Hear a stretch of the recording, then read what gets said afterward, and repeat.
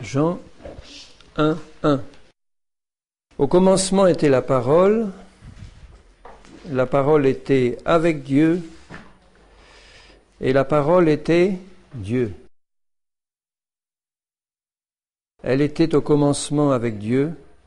Toutes choses ont été faites par elle, et rien de ce qui a été fait n'a été fait sans elle. En elle était la vie,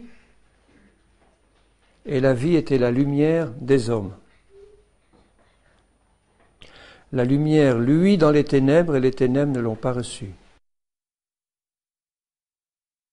Je lis au verset 9, « Cette lumière était la véritable lumière qui éclaire tout homme venant dans le monde. » Tout homme. Elle était dans le monde, et le monde a été fait par elle, et le monde ne l'a pas connue. Elle est venue chez les siens, et les siens ne l'ont point reçue. Mais à tous ceux qui l'ont reçue, à ceux qui croient en son nom, elle a donné le pouvoir de devenir enfant de Dieu. Donc la parole a donné le pouvoir de devenir enfant de Dieu à tous ceux qui l'ont reçu. Remarquez bien ce qui est écrit là. La parole a donné le pouvoir à tous ceux qui l'ont reçu de devenir enfants de Dieu. Ça veut dire que tous les hommes ont au départ la capacité de devenir enfants de Dieu en recevant simplement la parole que Dieu leur envoie. S'ils ouvrent leur cœur à la parole, à tous ceux qui la reçoivent, la parole comporte en elle-même la puissance, puisque la parole est Dieu, la puissance de transformer quelqu'un et de le faire devenir enfant de Dieu. Et pour ça, une seule chose est nécessaire, la recevoir. Lesquels sont nés non du sang, ni de la volonté de la chair, ni de la volonté de l'homme, mais de Dieu. Puisque la vie est dans la parole, que la vie c'est la parole, à tous ceux qui la reçoivent, ils reçoivent la puissance de devenir enfants de Dieu, des enfants de lumière, des enfants de l'amour, des enfants du Tout-Puissant, des enfants vivant de la même vie que Dieu, puisqu'ils sont ses enfants par la parole. Et la parole a été faite chair. Elle a habité parmi nous, pleine de grâce et de vérité. Et nous avons contemplé sa gloire, une gloire comme la gloire du Fils unique venu du Père. Alors, quel est le nom de la parole? Dites-moi tout haut. Jésus, Yeshua, Jésus le Sauveur. La parole. Tout a été fait par Jésus, par la parole. Jésus est la parole vivante de Dieu. Il est Dieu, il est l'Éternel, il a la vie en lui-même, et cette vie, c'est la parole. Cette vie s'exprime par la parole, mais plus que ça, cette vie est la parole. Dieu est la parole, Jésus est la parole. De toute éternité, il dit un peu plus loin, là d'ailleurs, au verset 18, « Personne n'a jamais vu Dieu, mais Dieu le Fils unique, dit le texte grec, Dieu le Fils unique, qui est dans le sein du Père, c'est lui qui a fait connaître Dieu par la parole. » Alors ça doit nous plonger dans le plus profond respect devant la parole, qui est cette Bible que nous avons dans nos mains, qui est exactement de la même nature, esprit et vie, que le Dieu Tout-Puissant lui-même. Évidemment, pas cette version, c'est la seconde que j'ai là, ce n'est qu'une traduction, mais la parole que Dieu nous a donnée, le texte hébreu, le texte grec, divinement inspiré par le Saint-Esprit, c'est le souffle même de Dieu, le souffle de vie qui est sorti du cœur de Dieu et qui s'est manifesté à nous d'une manière écrite, de même que Jésus s'est manifesté à nous, lui la parole vivante, d'une manière tangible, charnelle. Mais les deux sont un. Les trois sont un, mais Jésus, la parole faite chair, et cette parole écrite, la Bible, sont un. J'aimerais ce soir qu'on est vraiment dans le fond du cœur, mais alors une fois pour toutes, si on n'a pas eu cette révélation que la parole, c'est Dieu. La parole, c'est pas ces choses écrites avec de l'encre sur du papier. Ça, c'est le résultat final que Dieu a montré devant nous. Mais quand vous tenez cette Bible, c'est Dieu lui-même manifesté sous cette forme-là. Et le Saint-Esprit, quand nous la lisons et que nous la méditons, ce Saint-Esprit transfère dans notre esprit cette parole qui sort du cœur de Dieu et qu'il nous a donnée telle qu'il nous l'a donnée. Elle est esprit et vie, lumière. Quand Jésus est venu en chair, il n'a dit que des paroles du Seigneur. Il est la parole vivante, il ne peut pas faire autrement. Toutes les paroles, absolument toutes les paroles qu'il a prononcées dans sa vie, étaient des paroles de Dieu, venant du cœur de Dieu. Il n'y a pas eu une seule parole futile de toute sa vie. Enfin, c'est ce que je crois, moi, personnellement. Il n'a pas eu une seule parole de travers, une parole qu'il a laissée échapper par mégarde, une parole qui voulait rien dire. Ça nous arrive à nous assez souvent. Mais nous sommes les enfants du Seigneur, et le Seigneur veut que nous aussi, nous devenions parole du Seigneur. C'est-à-dire, comme Jésus le dit à ses disciples, qu'il l'enseigne constamment, il veut que la parole soit dans nos cœurs et que nos paroles soient des paroles de Dieu qui sortent en permanence. Et pour ça, bien sûr, il faut que nous marchions par l'Esprit. Quand on est dans l'Esprit du Seigneur, on se nourrit de la parole de Dieu, on en remplit nos cœurs, et Jésus dit, c'est de l'abondance du cœur que ta bouche parle. Si tu as le cœur rempli de Jésus et de la parole du Seigneur, qu'est-ce qui va sortir de ta bouche? Des paroles de Dieu constamment, constamment. Et comme elles sont esprit et vie, ça ne va pas être des paroles purement formelles, des mots, des syllabes, des vibrations. Ça va être quelque chose qui va sortir du cœur de Dieu, qu'il t'a donné par son esprit et sa parole dans ton cœur, qui remplisse ton cœur de sa vie et de sa lumière, et qui sorte de ta bouche comme quelque chose de vivant, une lumière qui va donner la vie et la lumière. Alors il y a une grande différence entre les techniques des sorciers qui utilisent ça aussi, c'est-à-dire la puissance de la parole pour créer, et ce que Jésus faisait et ce qu'il nous demande de faire.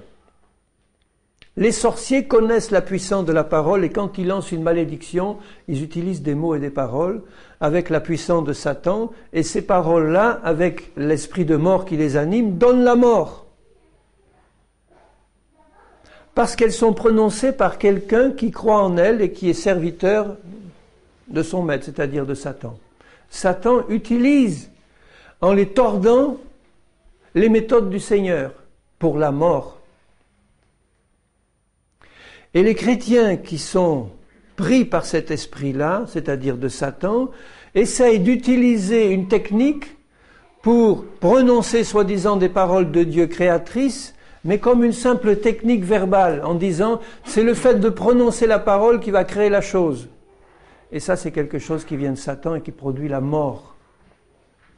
Parce que ça ne vient pas du cœur de Dieu, ça n'a pas été mis dans notre cœur par le Saint-Esprit et la parole du Seigneur, et ça ne sort pas sous l'inspiration du Saint-Esprit comme un fleuve de vie qui sort du cœur pour donner la vie. Je vais vous lire dans Marc 11. Quand nous devenons, nous, sous l'inspiration du Saint-Esprit, des porte-paroles du Seigneur, nous transmettons la parole de vie. Dans Marc 11, au verset 13, apercevant de loin un figuier qui avait des feuilles, il alla voir s'il y trouverait quelque chose. S'en étant approché, il ne trouva que des feuilles, car ce n'était pas la saison des figues. Prenant alors la parole vivante parle. Il dit que jamais personne ne mange de ton fruit. Une simple phrase avec des mots qui sont esprit et vie et qui là ont donné la mort. Parce que c'était une parole de Jésus pour enseigner ses disciples. Il tue le figuier qui ne porte pas de fruits par sa parole qui est une épée, là, de jugement. Donc la parole du Seigneur donne la vie à ceux qui la reçoivent dans leur cœur et qui sont enfants du Seigneur. À tous ceux qui la reçoivent, elle donne le pouvoir de devenir enfants de Dieu et elle transmet la vie. Et à ceux qui ne la reçoivent pas, elle est une parole de mort qui donne la mort, de jugement. Et là, il n'y avait pas de fruit. Alors cette parole, les disciples l'entendirent. Au verset 20, le matin, en passant, les disciples virent le figuier séché jusqu'aux racines. Pierre, se rappelant ce qui s'était passé, dit à Jésus, « Rabbi, regarde, le figuier que tu as maudit a séché. » On dirait qu'il est étonné. Il est tout étonné de voir que cette parole de Jésus avait produit un effet fantastique. Tout sec, du haut en bas.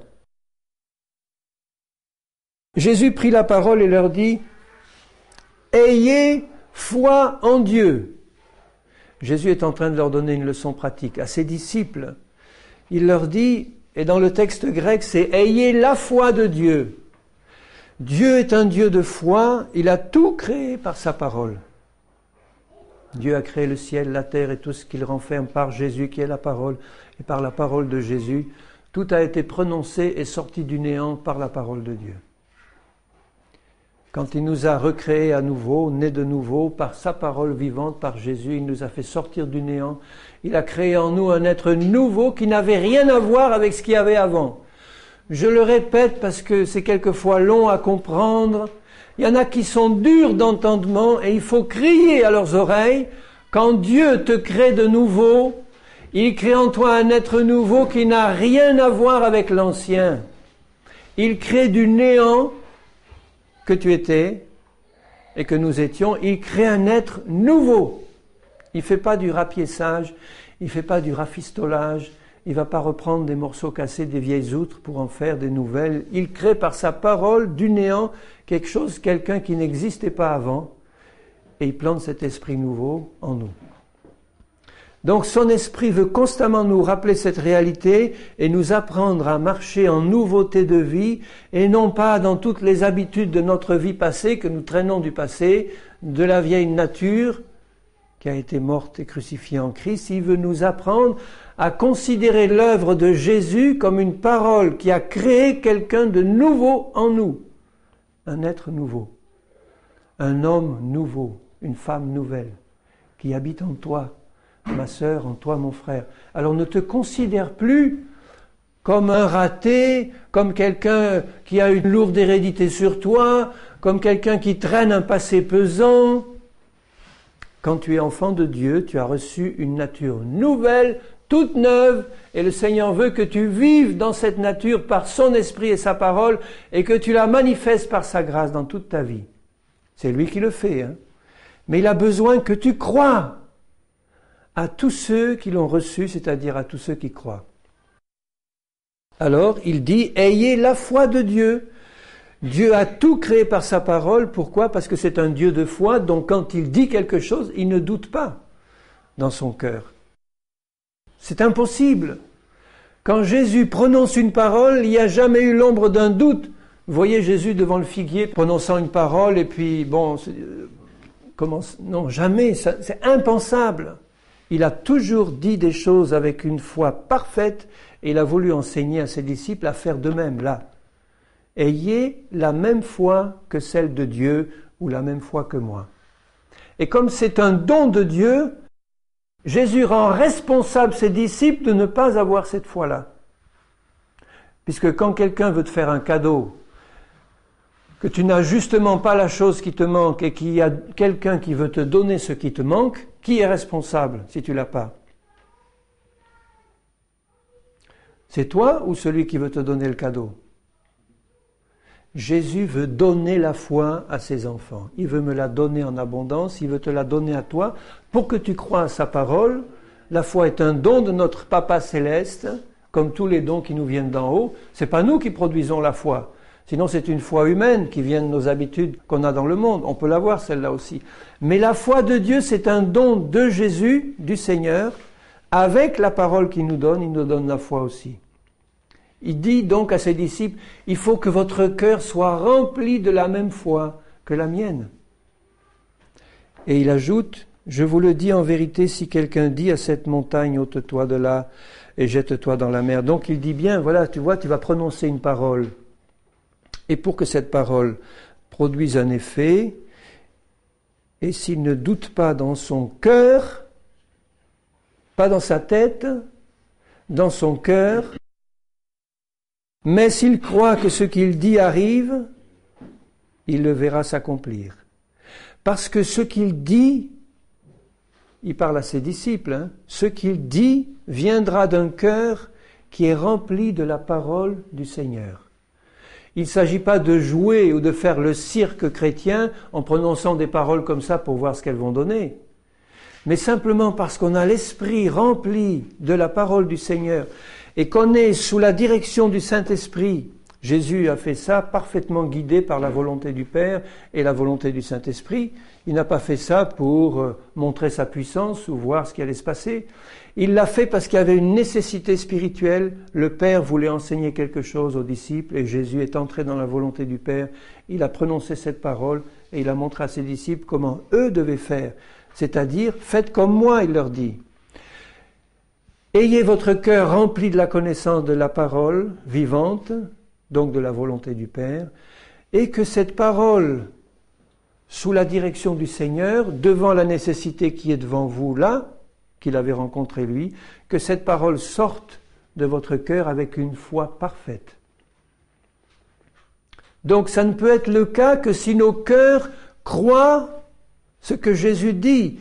Et quand nous tenons cette parole-là, moi je dis Seigneur, la plus grande révélation que tu m'as donnée, une des plus grandes en tout cas, c'est que ce livre est la parole éternelle de Dieu.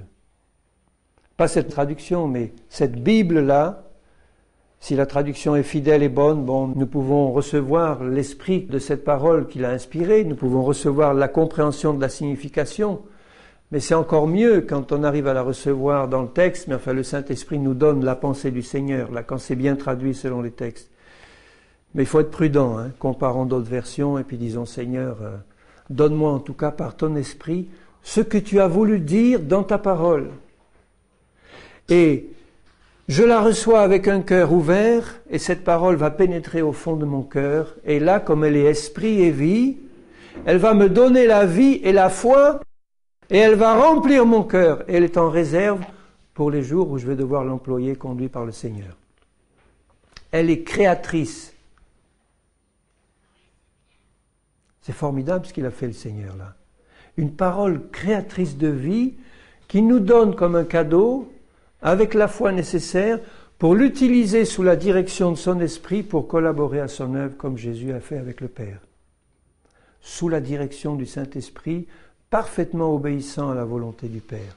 Comme Jésus l'a fait, je ne fais rien de moi-même, mais je fais tout ce que le Père me montre.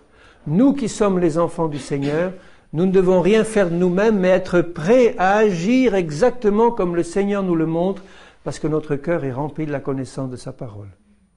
Et nous sommes conduits par son esprit.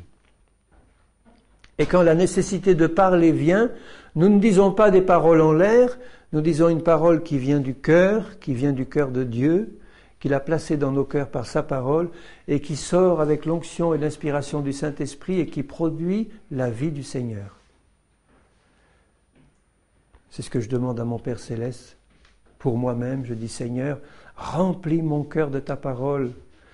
Révèle-moi ta parole dans mon cœur. Illumine les yeux de mon cœur. Constamment, ouvre mon cœur à ta parole. Pourquoi ? Parce qu'elle produit la vie en moi. Elle me transforme selon l'image de Jésus.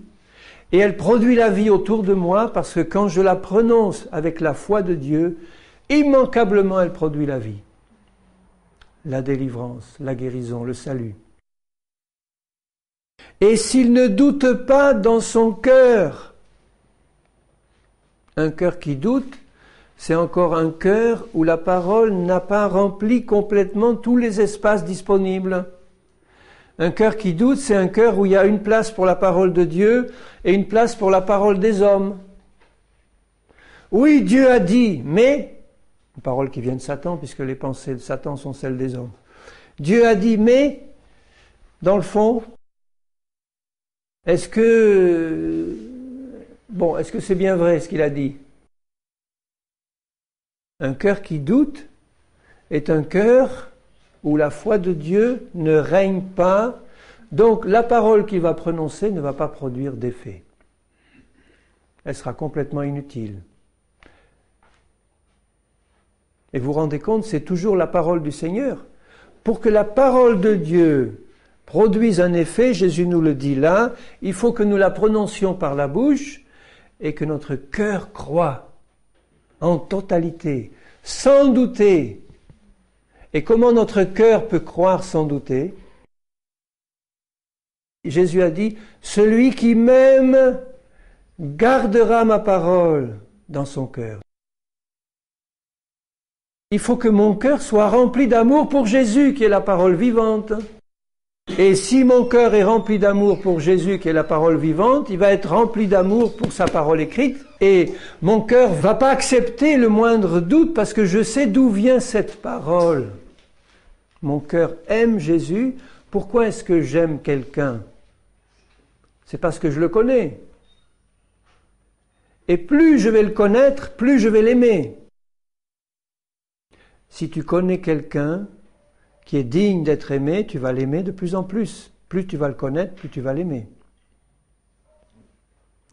Donc, comme je sais que Jésus est le Saint d'Israël, le Dieu parfait, le Fils éternel de Dieu, le Seigneur qui m'a aimé d'un amour éternel, celui qui est venu pour moi sur la terre, qui a donné sa vie, qui a donné tout son sang, qui a tout donné pour moi, qui a donné sa parole pour que je puisse la recevoir dans mon cœur, qui est prêt à m'aider, qui a donné le Saint-Esprit pour que je la comprenne, qui m'a tout donné avec lui, avec sa mort et son sacrifice. Le Père m'a tout donné en Christ. Il est la porte du ciel.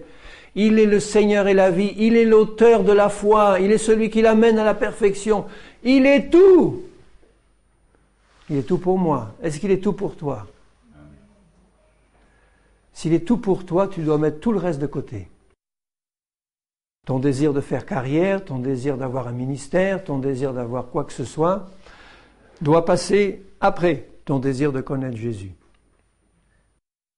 Donc si j'aime Jésus, ça veut dire que j'ai eu une révélation de lui, que mon cœur a été ouvert à la révélation que le Saint-Esprit veut me donner de Jésus, et que de cette révélation-là, j'ai commencé à connaître celui que j'aurai toute l'éternité pour connaître toujours mieux et davantage. J'ai commencé à le connaître et ce que j'ai commencé à connaître de lui me donne une soif ardente de connaître davantage de lui et de sa parole. Et là, mon cœur l'aime et quand je reçois sa parole, c'est-à-dire pas seulement les phrases que Jésus a prononcées dans la Bible, mais du premier verset de la Genèse, premier mot, au dernier verset de l'Apocalypse, c'est la parole vivante, c'est Jésus lui-même sous forme écrite qui est venu à moi. C'est Jésus lui-même la parole écrite. Alors je vais dévorer mon Seigneur. Je vais manger sa chair et boire son sang. Dévorer sa parole dans un esprit de prière en sachant qui me l'a donné, qui est celui qui me l'a donné, pourquoi il me l'a donné. Une parole qui est vie, une parole qui est esprit, une parole qui, quand je prie avec un cœur plein d'amour pour Jésus, va remplir mon cœur de foi. La foi vient de ce que l'on entend, et ce que l'on entend vient de la parole de Christ. La foi vient de ce qu'on entend avec les oreilles du cœur. Parce que j'aime Jésus, je vais garder sa parole. Jésus dit bien à ceux qui ne le recevaient pas, il dit, vous avez pour père le diable, et ma parole ne pénètre pas en vous, parce que vous avez pour père le diable. Nous, brebis du Seigneur, nous sommes les enfants du Seigneur et nous avons reçu du Seigneur la capacité d'avoir des oreilles qui écoutent leur Dieu. Si je vois un chrétien désobéissant en permanence, je me pose des questions sur sa nouvelle naissance. Je ne dis pas que dès la nouvelle naissance, on est obéissant en tout et pour tout, mais il y a dans le fond du cœur de celui qui est né de nouveau, qui a connu Jésus, qui a commencé à connaître Jésus, tout de suite, immédiatement, il plante le Seigneur par son esprit le désir d'obéir. Et le désir d'obéir toujours plus, jusqu'à la perfection, comme Jésus.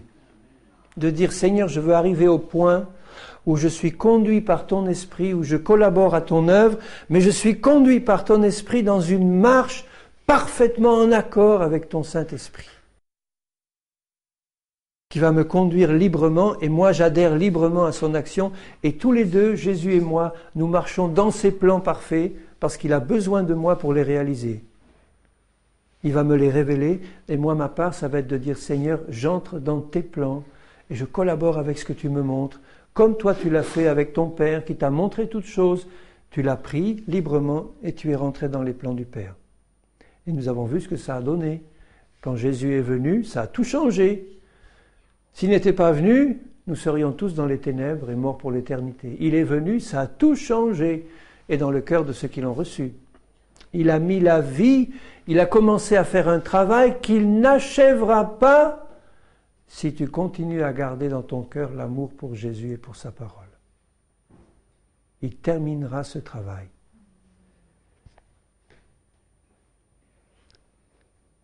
S'il ne doute pas dans son cœur, mais croit que ce qu'il dit arrive, il le verra s'accomplir. Il le verra. Amen. Mais oui, il le verra. Amen. Amen. Alors il ne faut plus nous lamenter en disant « Oh, j'ai encore jamais vu ça, et puis ça fait 10 ans, et puis oh Seigneur, mais il m'a oublié, et puis j'en connais des tas qui sont morts, ils n'ont rien vu, et puis... » Mais je ne veux pas savoir ce qui se passe à côté. Je dis, moi Seigneur, je veux voir. Tu m'as dit, tu verras. Tu verras.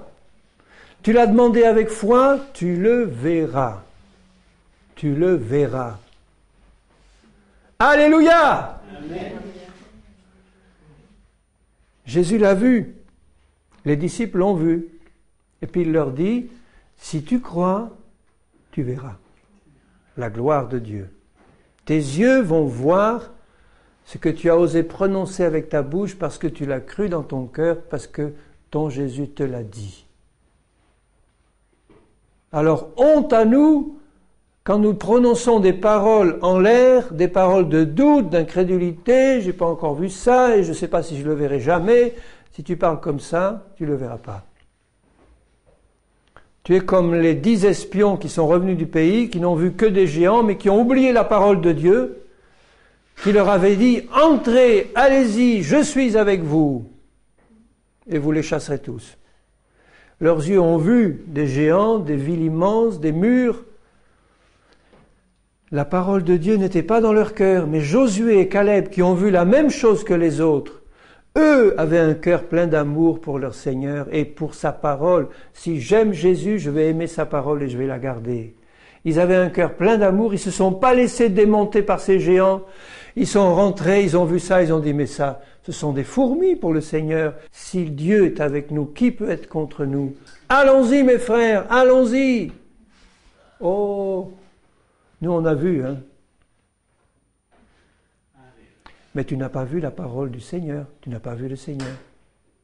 Ton cœur n'était pas rempli de la parole de Jésus. Et à cause de ça, ils ont dû attendre 40 ans, même les deux qui avaient été fidèles. Pardonnez. Et quand vous êtes debout faisant votre prière, quand vous avez quelque chose contre quelqu'un, pardonnez.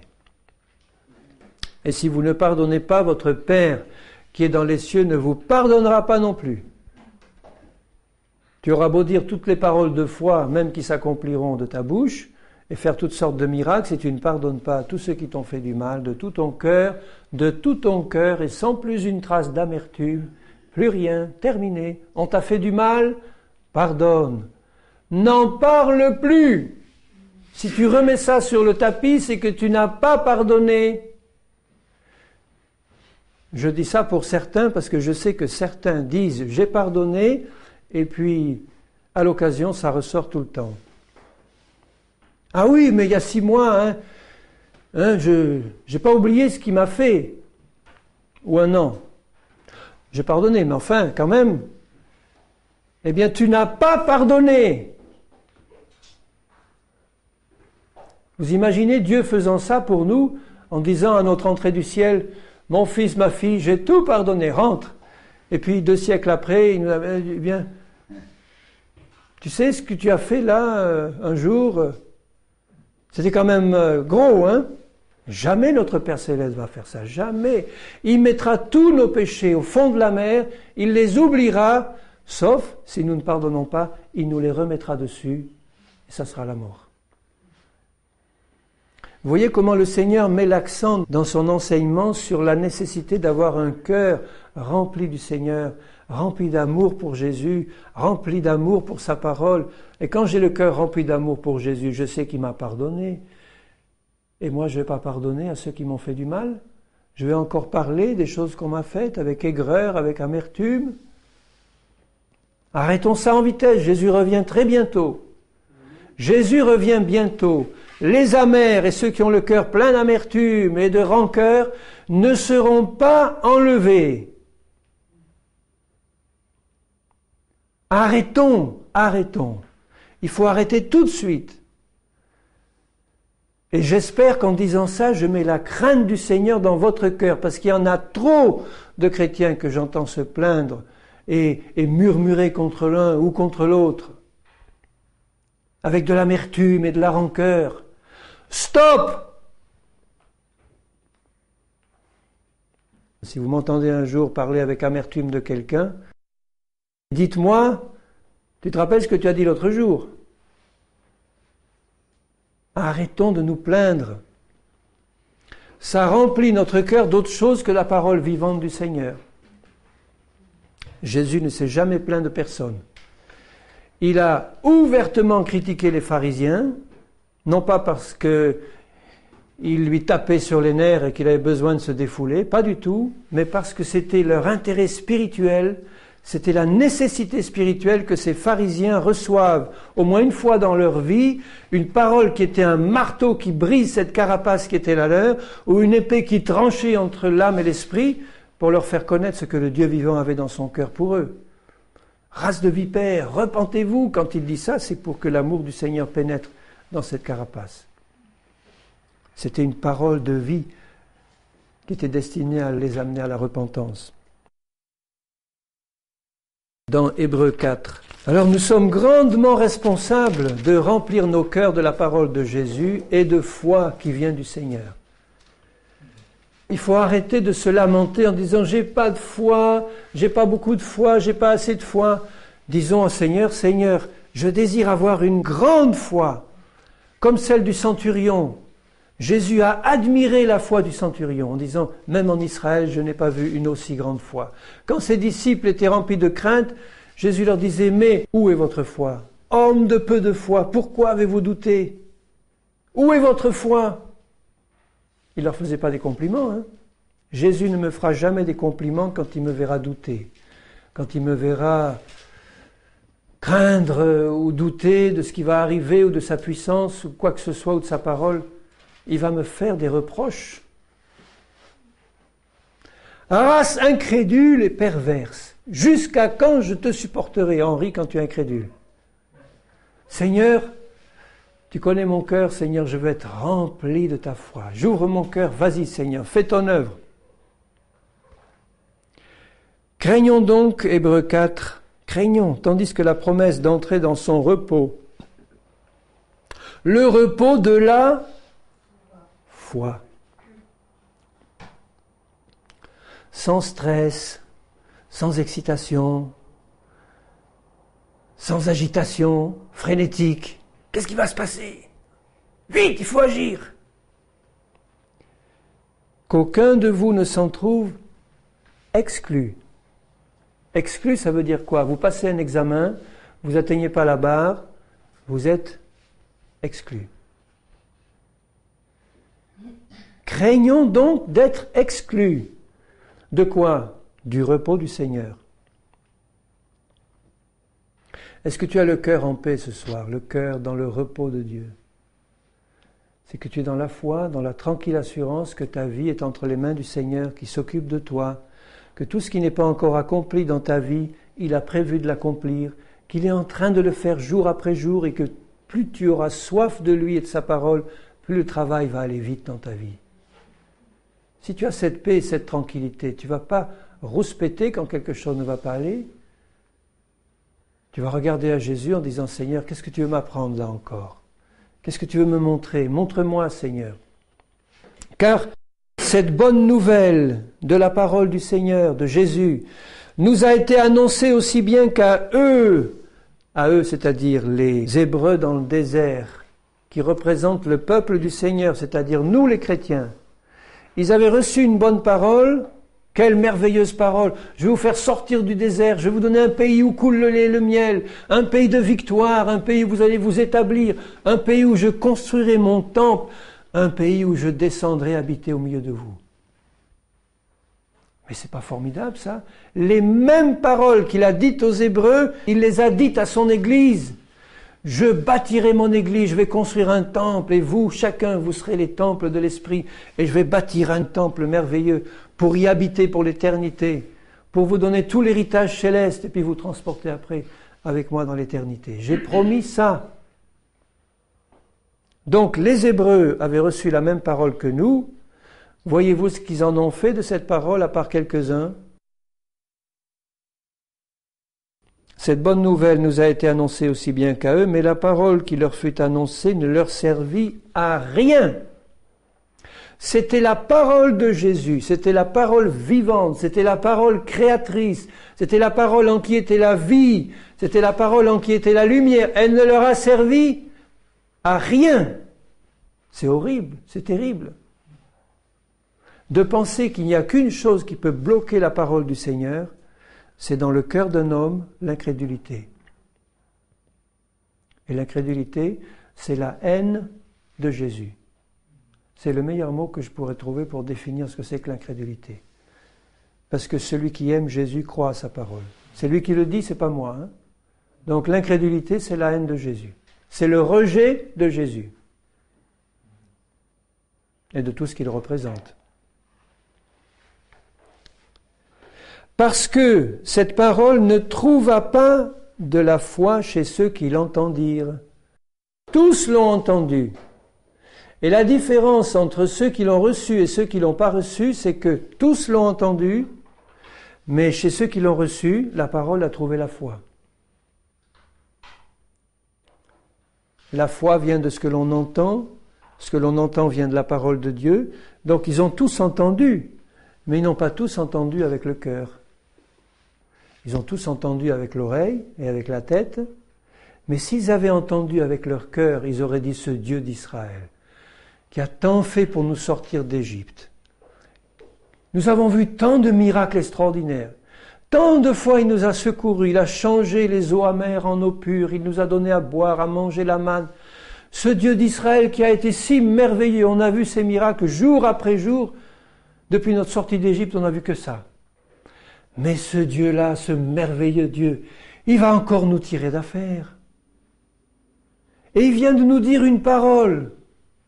Nous la recevons comme une précieuse parole venant d'un Dieu que nous aimons de tout notre cœur. Et nous lui faisons confiance et on va encore assister à un glorieux, merveilleux miracle. Oh, quelle gloire! Voilà ceux qui avaient reçu la parole dans leur cœur, ce qu'ils se disaient entre eux. Quelle gloire! On va encore voir un exploit de notre Dieu. Fantastique! Et on n'a encore rien vu. Et les autres, ceux qui n'aimaient pas le Dieu d'Israël, ceux qui avaient le cœur endurci par la séduction du péché, ils se disaient, oh, cause toujours, hein, il parle, mais encore, on n'est pas encore sorti de ce désert, et puis ça fait des mois qu'on traîne dans ce soleil brûlant. Ils n'avaient pas la vision du but final du Seigneur. Ils protestaient, ils rouspétaient. Si tu as la vision du but final du Seigneur, mais tu es prêt à passer au travers de tout. Et quel est le but final du Seigneur? De t'amener en sa présence pour l'éternité, de te changer à l'image de Jésus, de faire de toi cette créature nouvelle qu'il a créée par sa parole, qu'il a implantée en toi, de la manifester dans toute sa beauté par la grâce de Jésus, de manifester tous les dons du Père en toi. Tu n'es pas rejeté par le Père, tu n'es pas un rien du tout. Dis plus ça. Incrédule, ne dis plus ça. Dis, j'ai reçu du Seigneur une nature nouvelle, il est en train de me transformer à l'image de Jésus. Je m'attends à lui, tout l'avenir est devant moi, dans la main de mon Seigneur, jusqu'au bout de l'éternité. Et ici et maintenant, Il va m'introduire dans son plan toujours parfait, jour après jour.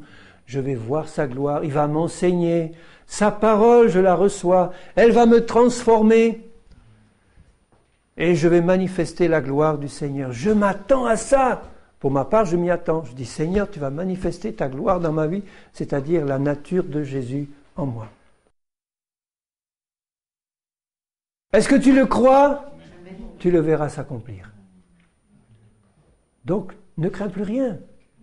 Tu le verras s'accomplir. Si tu passes au travers de la vallée de l'ombre de la mort, je suis avec toi.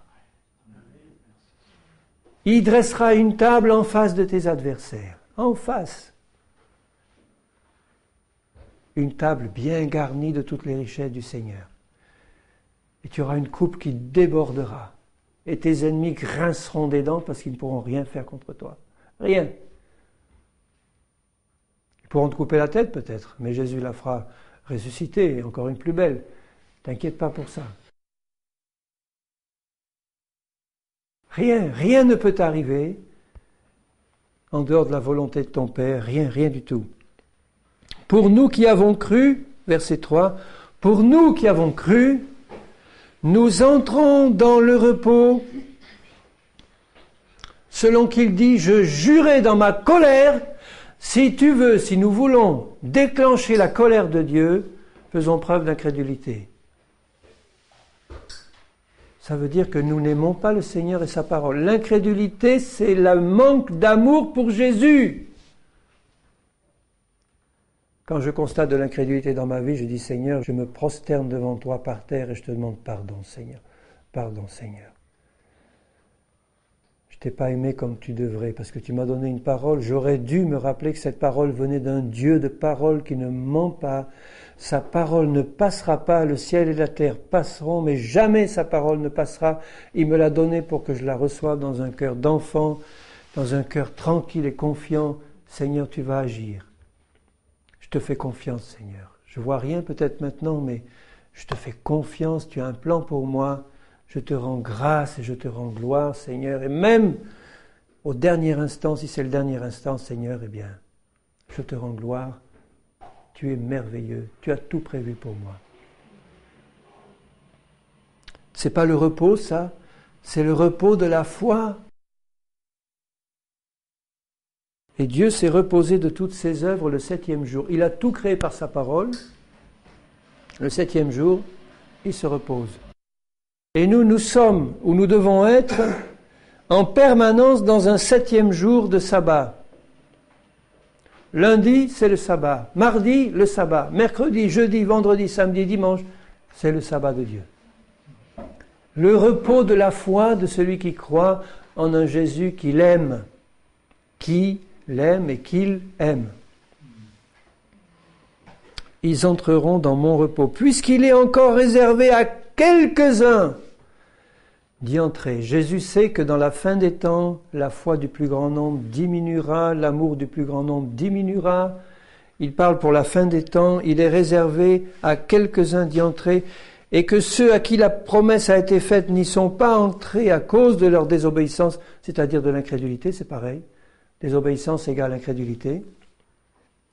Dieu fixe de nouveau un jour, aujourd'hui, c'est-à-dire ce soir même, au moment où je te parle et où ton cœur entend la parole du Seigneur.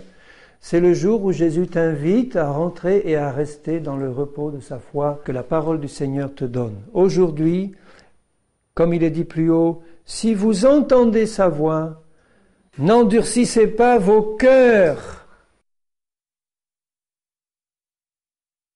Il y a donc un repos de sabbat pour le peuple du Seigneur.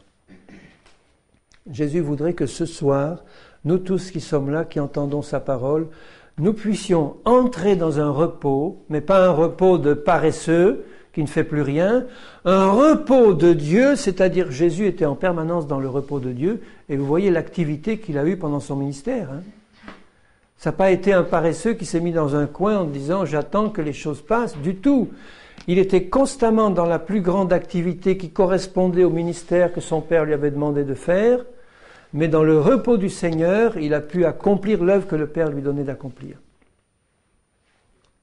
Ce repos, nous ne pouvons l'avoir que si nous avons compris que cette parole qui est esprit et vie, quand nous la recevons dans le cœur, elle a le pouvoir de nous changer et de nous rendre héritiers de tout l'héritage du Seigneur. À ceux qui l'ont reçu, elle a donné le pouvoir. Alors dis plus que tu es incapable, dis que si tu as reçu la parole de Dieu dans ton cœur, cette parole t'a donné le pouvoir de devenir ce que tu n'étais pas avant, c'est-à-dire un enfant de Dieu. Et de devenir tout ce que Jésus a prévu que tu sois, à une condition, que tu reçoives cette parole dans ton cœur. Ne sois donc plus incrédule, mais crois en recevant la parole du Seigneur. Cette parole te donne le pouvoir de devenir ce que tu n'es pas encore. Et ça se fera par la puissance de Dieu. Tout ce que Jésus te demandera, c'est de rester dans ce repos de la foi, de garder sa parole dans ton cœur par la foi et d'entrer dans ses œuvres selon la direction de l'Esprit, mais dans le repos de la foi, parce que tu entres dans le plan du Seigneur. Tu sais qu'il est en train de faire dans ta vie ce qu'il a promis qu'il va faire. Dans le repos. Alléluia. Dans le repos. Je vais encore lire quelques passages dans Jean. Jean est rempli de références sur la puissance de la parole vivante du Seigneur. C'est partout dans la Bible, mais je dirais plus particulièrement dans Jean. Je les lis. Dans Jean 6, verset 63, c'est l'esprit qui vivifie, la chair ne sert de rien. Les paroles que je vous ai dites sont, il ne dit pas elles apportent la vie, il dit elles sont esprit et vie. Donc quand tu reçois la parole de Jésus dans ton cœur, tu reçois la vie de Dieu avec toute sa puissance, simplement parce que tu la gardes dans ton cœur plein d'amour pour Jésus. Tu reçois la vie. Mais il y en a parmi vous quelques-uns qui ne croient pas.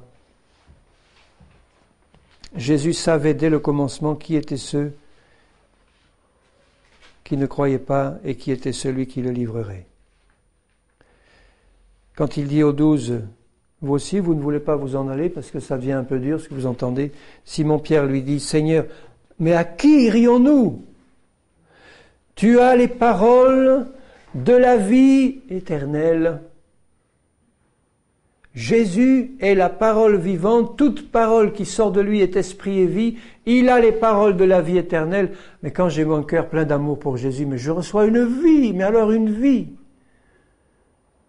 puissante, abondante, qui va produire des miracles, des transformations fantastiques. Dans Jean 8, un peu plus loin, au verset 37, je sais bien que vous êtes la postérité d'Abraham, il leur dit. Mais vous cherchez à me faire mourir parce que ma parole ne pénètre pas en vous. Ma parole ne pénètre pas en vous. Et pourtant, il voudrait qu'elle pénètre en eux, mais elle ne pénètre pas. Ça rentre pas. Et il dit, un peu plus loin, au verset 42, « Si Dieu était votre Père, vous m'aimeriez, car c'est de Dieu que je suis sorti. » Pourquoi, verset 43, ne comprenez-vous pas mon langage ou ma parole? Parce que vous ne pouvez pas écouter ma parole, vous avez pour père le diable, et vous voulez accomplir les désirs de votre père. Verset 45, et moi, parce que je dis la vérité des paroles de vie, vous ne me croyez pas. Donc, voyez l'importance du cœur de ceux qui l'écoutaient. Il part du principe qu'une brebis du Seigneur a un cœur prêt à s'ouvrir à la parole de Jésus. Ça, c'est clair et net pour lui. Clair et net.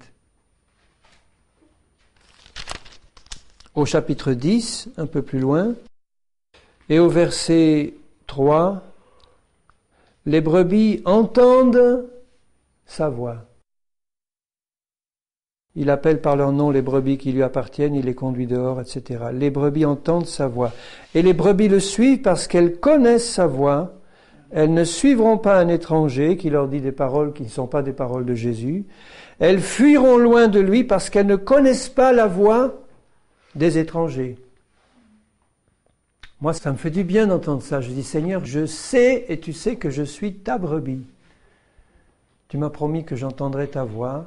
J'ai l'amour pour toi dans mon cœur, je sais que je vais entendre ta voix. Je sais, Seigneur. Ça, je te bénis pour ces paroles. Un peu plus loin, chapitre 14, verset 1. Que votre cœur ne se trouble pas, croyez en Dieu et croyez en moi. La paix du sabbat.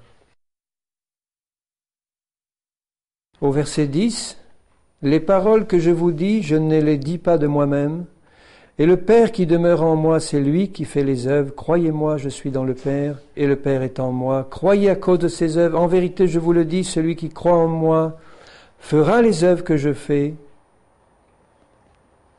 Bon, il annonce donc que nous sommes destinés à faire ce que Jésus a fait, à être comme lui. Et il dit un peu plus loin, au verset 23, « Si quelqu'un m'aime, il gardera ma parole. Mon Père l'aimera, nous viendrons à lui, nous ferons notre demeure chez lui. Celui qui ne m'aime pas ne garde pas mes paroles. » Alors vous voyez comme les choses sont vraiment simples avec Jésus. Tout est une question d'amour entre toi et lui. Tu peux dire, mais j'ai encore rien compris ou pas grand-chose de la parole du Seigneur, mais c'est pas ça qui compte. Tu as un Seigneur tout-puissant qui, par le Saint-Esprit, te révélera toutes choses. Quand il prie à la fin dans Jean 17, « Seigneur, sanctifie-les par la vérité, par ta vérité, ta parole est la vérité. Ta parole sainte que tu leur as donnée, ils vont la recevoir simplement avec un cœur qui t'aime, ils vont la garder et elle va faire une œuvre de foi, de sanctification, de création de tout ce que tu n'as pas encore. » Mais comment est-ce qu'on peut ne pas avoir l'amour de Jésus dans le cœur quand on est sa brebis? C'est pas possible. Comment est-ce que des chrétiens peuvent continuer à désobéir régulièrement au Seigneur et à persévérer dans la désobéissance en sachant que cette désobéissance endurcit leur cœur, met de l'incrédulité dans leur cœur, les écarte d'un Seigneur qui les a tellement aimés et qui voudrait construire dans leur vie quelque chose de tellement glorieux? Comment est-ce que des chrétiens, des enfants de Dieu nés de nouveau, peuvent persévérer dans la désobéissance? Expliquez-moi ça. Moi, j'arrive pas à comprendre. Je constate que dans ma vie, il y a des réactions de désobéissance. Et que je suis obligé de m'humilier devant le Seigneur. Mais immédiatement, le Saint-Esprit me parle et me dit, « Tu as vu ce que tu viens de faire là, Seigneur? Oh Seigneur, pardonne-moi, je t'en supplie. Vite, Seigneur, que ton sang efface. Je me relève et je m'en vais encore avec toi en avant. Tout de suite. Fais ton œuvre en moi. » Et je continue à prier. Je dis, Seigneur, fais ton œuvre. Il faut qu'elle soit parfaite. C'est le désir de mon cœur. Seigneur, moi je veux te bénir de tout mon cœur parce que tu nous as donné la vie par ta parole. C'est une parole qui donne la vie à ceux qui la reçoivent. Tu nous rends responsables, Seigneur. Je sais que ton esprit, tu le dis dans Jean au début, Seigneur, tu dis cette lumière, tous les hommes l'ont vue. Elle est venue briller devant le cœur de tous les hommes. Il y en a qui l'ont acceptée, il y en a qui l'ont rejetée. Seigneur, je te prie que tu fasses dans mon cœur un travail toujours plus profond par ta parole sainte. Que tu mettes dans mon cœur, Seigneur, la crainte de ta parole et de toi, Seigneur. De tout mon cœur, je te demande de faire une œuvre profonde dans mon cœur. De tout mon cœur, je te demande une révélation de ta parole dans mon cœur. De tout mon cœur, je te demande, Seigneur, que tu remplisses toujours plus mon cœur d'amour. Parce que je te le demande, Seigneur, tu dis que tu déverses par le Saint-Esprit ton amour dans nos cœurs. Tu l'as déversé, déverse-le encore, Seigneur. Un amour ardent qui vient de la connaissance toujours plus grande de Jésus, de son œuvre, et de toi, Père Saint. Seigneur, je voudrais passer un moment devant toi dans la prière pour que tu agisses dans nos cœurs par ton Esprit. Que tu nous donnes, Seigneur, vraiment dans le fond de notre cœur, le désir constant d'avoir de toi une révélation toujours plus grande et de ta parole sainte parce qu'elle est esprit et vie, elle donne la vie à ceux qui la reçoivent. Seigneur, mon cœur est ouvert ce soir pour recevoir ta parole, pour recevoir Jésus. Et Seigneur Jésus, je te demande d'agir dans les cœurs de tes enfants pour nous transformer. Tu l'as promis, Seigneur, tu nous as donné le pouvoir de devenir enfants de Dieu quand nous recevons ta parole. Seigneur, je la reçois de tout mon cœur. Je la reçois et je veux la recevoir davantage. Donne-moi maintenant le pouvoir de devenir ce que je ne suis pas encore. Fais une œuvre parfaite dans mon cœur, Père Saint éternel. Fais une œuvre dans le cœur de tes enfants qui sont là. Change-nous à l'image de Jésus. Pardonne mes manquements, Seigneur, pardonne. Pardonne tout ce qui t'attriste, pardonne constamment, Seigneur. Je te prie que tu fasses une œuvre parfaite. Parfaite pour ta gloire, Jésus. Je veux manifester les œuvres de Jésus. Je veux parler comme Jésus. Je veux aimer comme Jésus. Je veux prononcer les paroles de Jésus, faire les œuvres et les actions de Jésus. Père Saint, je veux le faire conduit par ton esprit, dans l'esprit de Jésus-Christ, pour la gloire de ton nom. Et je crois que tu vas le faire parce que tu l'as promis. Mes yeux le verront et je te bénis de tout mon cœur, Seigneur. Je te bénis pour cette grâce. Tu nous donnes d'avoir accès à cette grâce par la foi. Sois remercié, Seigneur. Fais une œuvre puissante, Seigneur. Pardonne l'incrédulité de nos cœurs, Seigneur. Ôte-la en remplissant nos cœurs par la révélation de ta parole. Père éternel, au nom de Jésus, Seigneur. Amen, amen.